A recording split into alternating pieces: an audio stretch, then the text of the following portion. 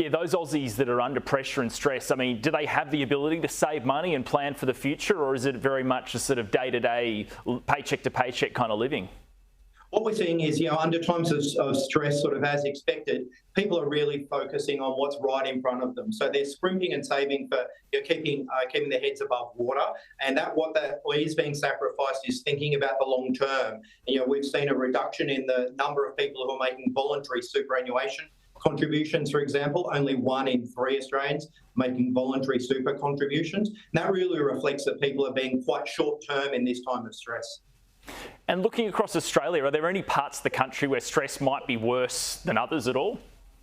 Yeah, so I think as we'd expect, we know that Sydney is a high cost of living city. We know that housing is very expensive in Sydney. And so, as expected, we've seen that Sydney is the highest capital city in terms of financial stress.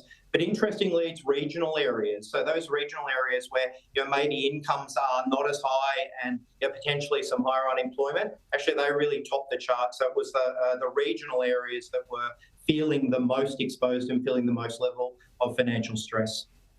And just explain the connection between financial wellness and overall mental health and well-being.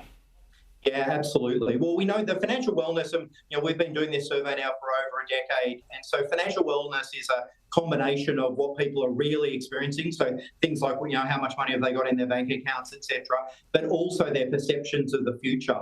And we know that the overall wellness index has deteriorated, as we said, the highest or the lowest really that we've seen in a decade. But we also know that people feeling in control of their finances has a huge impact on how they feel from an overall mental health and mental well-being. It's one of our bits of advice would be, there's plenty of credible sources of information out there. Would really encourage people to tap into those credible sources of information. AMP, the Insights Hubs is a great example of that. But really tap into that information from a credible source. And we'd also say actually spending some time to think about a budget, make sure that your home loan's working as hard as it could. They're good ways to help you feel in control. We know feeling in control is a good way to enhance your mental as well as your financial wellness.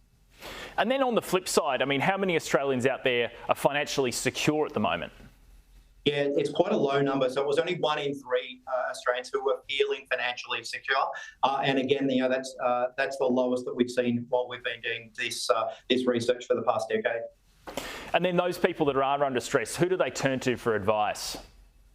Yeah, our recommendation would be turn to credible information sources. What we see though is people are turning to family and friends and the internet and social media, and we would just say that that can be dangerous. And so, whilst it's natural to look to elsewhere, we would say seek some credible sources of information, whether that's financial advice, whether that's talk to your bank or your broker for those who have home loans, or indeed seek out the credible sources of advice. Sean O'Malley from AMP, thanks for your time. Thanks a lot, Ed.